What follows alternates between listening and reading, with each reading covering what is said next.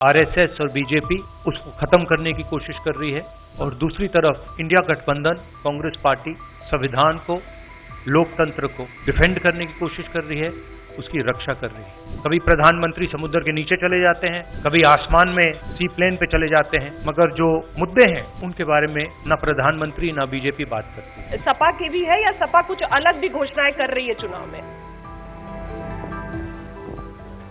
किसानों की आय बढ़ा देगी, गरीबी दूर होना शुरू हो जाएगी। और हम लोग G20 की तरह नहीं है, केवल 2 का चलता हो, बाकी सब 0 हो। तो जाति गणना, सामाजिक न्याय और पीढ़ी की लड़ाई को लेकर के हम चलेंगे, उससे गरीबी भी दूर होगी और मान सम्मान भी मिलेगा। ये चुनाव विचारधारा का चुनाव है। एक तरफ आरएसएस और बीजेपी जो संविधान है, लोकतांत्रिक सिस्टम है, उसको खत्म करने की कोशिश कर रही है और दूसरी तरफ इंडिया गठबंधन कांग्रेस पार्टी संविधान को, लोकतंत्र को डिफेंड करने की कोशिश कर रही है, उसकी रक्षा कर रही है। चुनाव में 2-3 बड़े मुद्दे हैं। सबसे बड़ा बेरोजगारी, दूसरे नंबर पर महंगाई, भागीदारी। मगर बीजेपी 24 घंटा डिस्ट्रैक्शन करने में लगी रहती है। कभी प्रधानमंत्री समुद्र के नीचे चले जाते हैं, कभी आसमान में सी प्लेन पे चले जाते हैं, मगर जो मुद्दे हैं उनके बारे में ना प्रधानमंत्री ना बीजेपी बात करती है।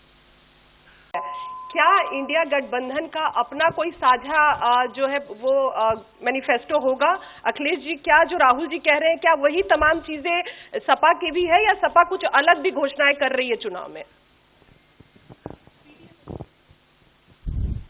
इंडिया गठबंधन नई उम्मीद है और जैसा कि राहुल जी ने कहा कि उनके मैनिफेस्टो में बहुत सारी चीजें हैं जिससे गरीबी दूर की जा सकती है। उसी से जोड़ करके मैं ये कहना चाहता हूं कि जिस समय हमारा देश का किसान खुशहाल हो जाएगा, जिस दिन देश के किसान को अपनी लाभकारी मूल्य मिलने लगेगा फसल का, और मैं समझता हूं जितने भी राजनीतिक दल हैं और खासकर जो इंडिया गठबंधन के साथी हैं, वो ये बात कह रहे हैं कि हम एमएसपी की गारंटी देंगे या किसानों को लाभकारी मूल्य देंगे, और जिस दिन भारत सरकार किसानों की आय बढ़ा देगी, गरीबी दूर होना शुरू हो जाएगी। और मैं कई मौकों पर कह रहा हूं कि जाति गणना भी एक हमारा मुद्दा है। बिना सामाजिक न्याय के, बिना जाति की गैर बराबरी खत्म किए हुए हम अपने समाज को आगे नहीं बढ़ा सकते। और जैसा राहुल जी ने कहा कि खुशहाली के लिए जाति गणना जरूरी है, तो जाति गणना, सामाजिक न्याय और पीढ़ी की लड़ाई को लेकर के हम चलेंगे, उससे गरीबी भी दूर होगी और मान सम्मान भी मिलेगा। विक्रांत, एक चीज और देखिए, ये जो हमारा मैनिफेस्टो है, ये जरूर कांग्रेस पार्टी का मैनिफेस्टो है, मगर इसमें जो आइडियाज हैं वो इंडिया गठबंधन उनकी आइडियोलॉजी के आइडियाज हैं। और अगर समाजवादी पार्टी का कोई सजेशन हो या किसी और भी इंडिया गठबंधन की पार्टी का सजेशन हो, उसको हम सब ऑन बोर्ड करेंगे। तो हमारा मतलब जॉइंटली काम होता है। हम बातचीत करके, कंसल्ट करके काम करते हैं और फ्लेक्सिबिलिटी दिखाते हैं। और हम लोग G20 की तरह नहीं है, केवल 2 का चलता हो, बाकी सब 0 हो।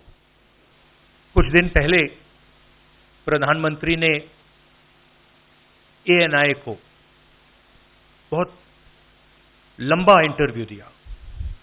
स्क्रिप्टेड था, मगर फ्लॉप शो था।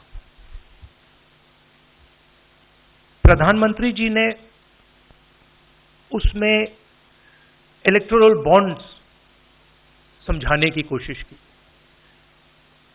प्रधानमंत्री जी कहते हैं कि इलेक्टोरल बॉन्ड्स का सिस्टम ट्रांसपेरेंसी के लिए लाया गया। राजनीति को साफ करने के लिए लाया गया। अगर ये सच है तो उस सिस्टम को सुप्रीम कोर्ट ने रद्द क्यों किया? और दूसरी बात, अगर आप ट्रांसपेरेंसी लाना चाहते थे तो जिन लोगों ने आपको पैसा दिया, बीजेपी को पैसा दिया, हजारों करोड़ रुपए दिए, उनका नाम आपने क्यों छुपाया था? और जिन तारीखों पे उन्होंने आपको पैसा दिया उसको आपने क्यों छुपाया था? पता लगता है हजारों करोड़ रुपए का कॉन्ट्रैक्ट किसी कंपनी को मिलता है, उसके एकदम बाद वो कंपनी बीजेपी को पैसा देती है। सीबीआई की इंक्वायरी होती है, ईडी की इंक्वायरी होती है किसी कंपनी पर, शुरू होती है, उसके 10-15 दिन बाद कंपनी करोड़ों रुपए बीजेपी को देती है और फिर सीबीआई की इंक्वायरी, ईडी की इंक्वायरी बंद हो जाती है। सड़क पे इसको एक्सटॉर्शन कहते हैं, एक्सटॉर्शन कहते हैं सड़क पे। तो ये जो है इलेक्टोरल बॉन्ड्स का जो स्कीम है, ये दुनिया का सबसे बड़ा एक्सटॉर्शन का स्कीम है। हिंदुस्तान के सारे बिजनेसमैन इस बात को समझते हैं, जानते हैं, और प्रधानमंत्री जितनी भी सफाई देना चाहें कोई फर्क नहीं पड़ने वाला है, क्योंकि पूरा देश जानता है कि प्रधानमंत्री भ्रष्टाचार के चैंपियन है। धन्यवाद। लोग तो गुजरात छोड़कर पीएम बनने के लिए बनारस आते हैं, आप बाय नाइट चले गए, तो क्या अमेठी या रायबरेली से आप लड़ेंगे? ये बीजेपी वाला क्वेश्चन है, ये पत्रकार का सवाल। पहले opening ball BJP question. Very good, शाबाश। देखिए, अमेठी की बात कांग्रेस का डिसीजन है, जो भी मुझे ऑर्डर मिलेगा मैं वो करूंगा। सीईसी मीटिंग, हमारी पार्टी में सीईसी मीटिंग्स में ये डिसीजन लिए जाते हैं। बट पहला बीजेपी का question, good question, thank you. दम बाद वो कंपनी बीजेपी को पैसा देती है।